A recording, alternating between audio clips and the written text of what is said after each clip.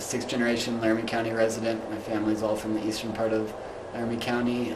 I'm an elected official, County Commissioner, a husband, I'm a dog father, two awesome rescue dogs, and I'm an alcoholic in recovery.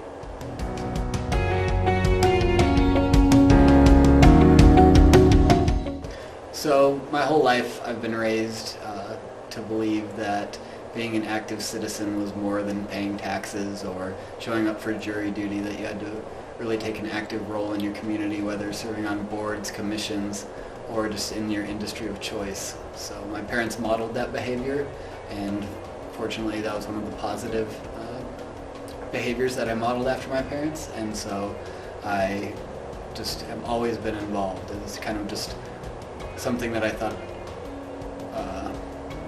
was not required, but it just is what you do. So it's kind of an easy task, and I've always loved politics, so eventually politics was always on my horizon in my mind, and time was finally right, so that's why I chose to run for County Commissioner.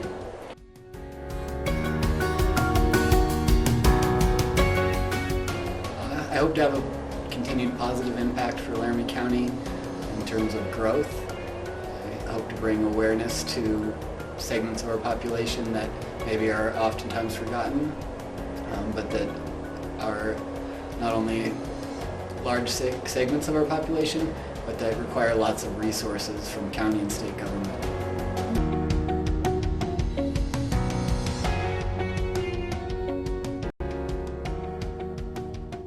So I'm an alcoholic in recovery.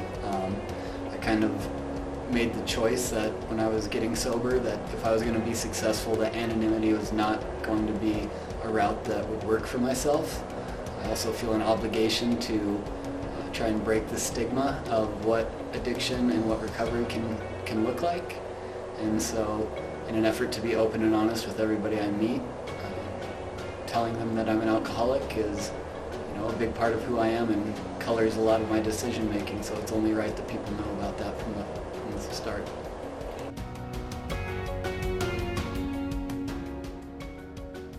So I've been a board member of Recover Wyoming for just over 2 years. It's a great organization locally that facilitates a lot of federal grant money for different programs that help with mental health and substance abuse. They facilitate housing, 12-step work, peer specialist training, things like that. So as a board member, we just kind of oversee that and participate when asked upon, and help with fundraisers and kind of PR for the board.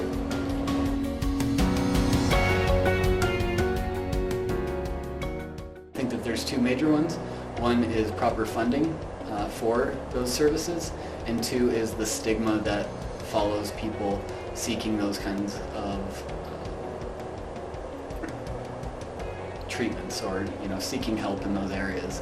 I think that a lot of people are scared about what their community will think about them, what their family might think about them if they reach out for help, which I think is very, very sad. I also think that financially, the state, the county, and locally, we see a lack of money and funding in those critical areas, which is also unfortunate, not only for the humanitarian side of the issue and people not being able to get adequate treatment, but because they, if not adequately treated, those conditions place undue burdens and increased costs on our other services like jails and hospitals. And so if we want to save money in the criminal justice system and healthcare, we should, and in my opinion, need to more adequately fund mental health and substance abuse treatment in our community.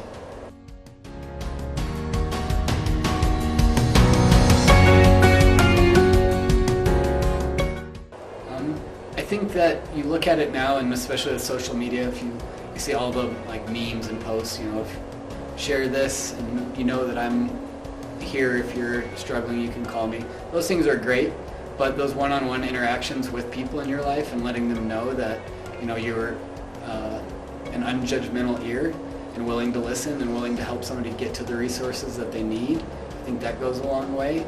I also think it's imperative for a lot of people in my position, somebody that's in recovery, to try and bring that, what recovery can look like, bring that to the forefront, because so many people have such despair. I did. I had such despair in my addiction and in my alcoholism that I thought my life was over if I was ever going to really admit that I had a problem, and that nothing that I really wanted to accomplish would be attainable, which actually was the converse of what was true. You know, once I admitted that I had a problem, sought solutions, worked on, you know, a program of recovery, all of the things and more that I ever wanted in my life have come true in just 4 years.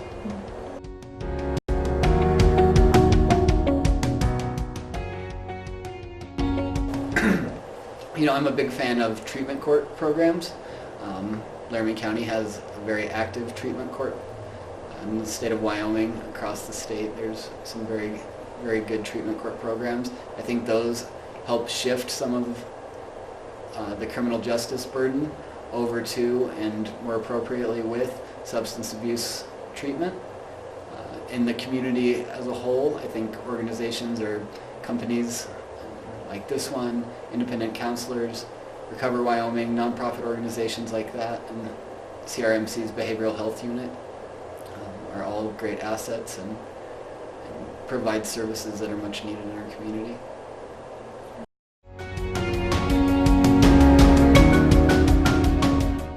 Honestly, I'm a proponent of medically assisted treatment, or MAT treatment.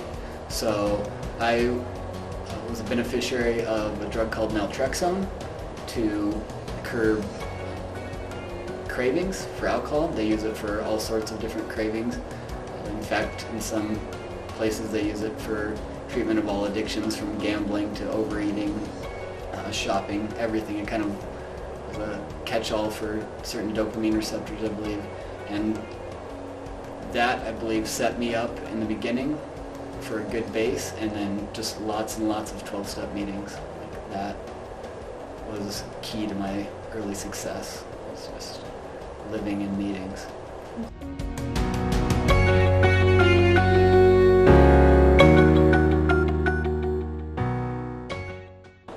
Just don't stop. Like, don't quit before, they say don't quit before the miracle happens.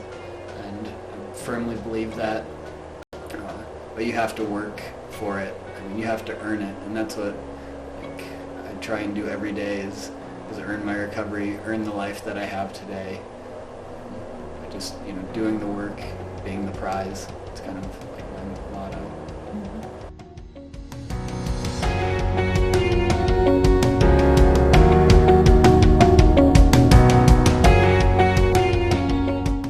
Well, our jail would be probably 30 to 40% less occupied. I think that we would have just an overall healthier community. Our schools, we would have more two-parent, not necessarily homes, but, you know, where both parents were active in a child's life. So we would see it in the education system. I think the ripples that can be felt from adequate mental health care and substance abuse treatment would be so profound that I don't know what area of our community would not be touched by those things were taken care of.